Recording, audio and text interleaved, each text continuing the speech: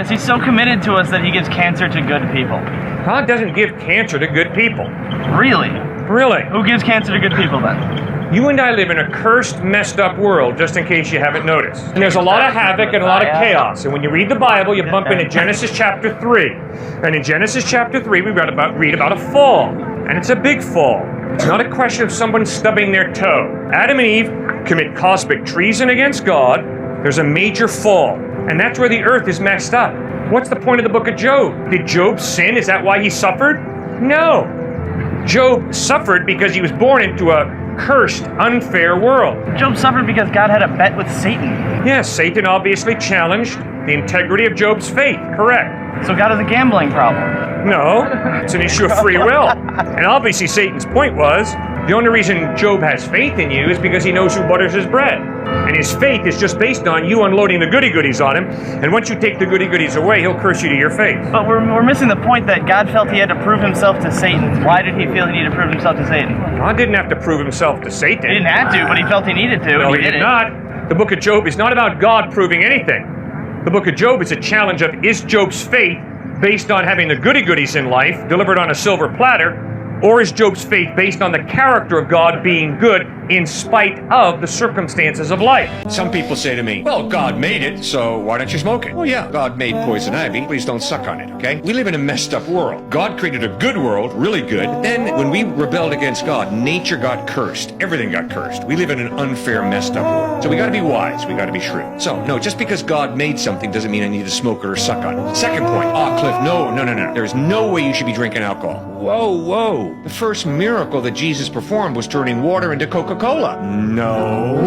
Let's be real honest. There is nothing wrong with drinking wine. Jesus turned water into wine, so come on. But he did warn against drunkenness. So what is the definition of drunkenness? Good question. I do not know. Why would you lead me? I thought you had the magical answer, man. I was so like, let's go. But let me tell you why I don't drink. I don't drink because the guys I played ball with got her drunk, and then they did anything with her sexually they wanted to do. That's crass manipulation. That's using a person. Your body is a beautiful gift from God. Take good care of it. Of course. Use the best science, the best medicine you can. Take good care of that body because you don't have a spare. And as a pastor, I have to sit beside the hospital beds of people who are dying from lung cancer, from smoking, cigarettes. One painful day to go. Please, guys, don't smoke. Smoke cigarettes? Right. Or don't smoke anything that's going to harm your lungs.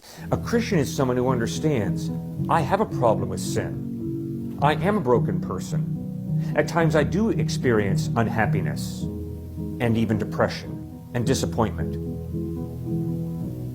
But I have put my faith in Jesus Christ. And I'm going to heaven not because I'm better than atheists, not because I live a better life than Buddhists or Hindus or Muslims. No, I'm going to heaven because of the grace of God, because God in His love sent His only Son Jesus to bleed and die on a cross for my sin, and I've put my faith in Him. Well, why, Cliff? Why do some atheists live better lives than some Christians? Because a big part of who you and I are has been put together by our family of origin. Your mom and dad, my mom and dad, your single parent, they might have done a good job, they might have done a lousy job. And if they did a lousy job, if they ignored you, if they didn't love you, if they didn't discipline you and train you, you grew up with a lot of convoluted ideas and bad habits. Now, when a person who grows up in that kind of environment comes to faith in Christ, they begin the process of allowing Christ to change them. But friends, that's a lifelong process. That doesn't happen overnight. And so at times, atheists who grew up in secure homes or who have simply made a lot of responsible decisions in life will live better lives than some Christians. You see, a Christian is not someone who's better than everybody else. A Christian is not someone who's depending upon their performance to put God in a corner so that God owes me heaven. No, the opposite. God doesn't owe me heaven. I've rebelled against Him. I'm in desperate need of God's forgiveness.